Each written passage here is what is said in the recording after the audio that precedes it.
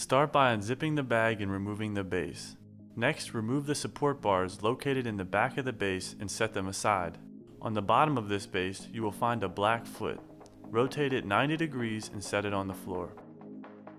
Now take your support bars and connect them together to form the support pole. Take the metal part of the pole and place it fully into the hole on top of the base. Next, place your foot on the base's foot and roll the banner up. Connect the banner's top rail to the black connecting piece on the support pole. You can connect our roll-up lights by placing the end of the light inside the support pole.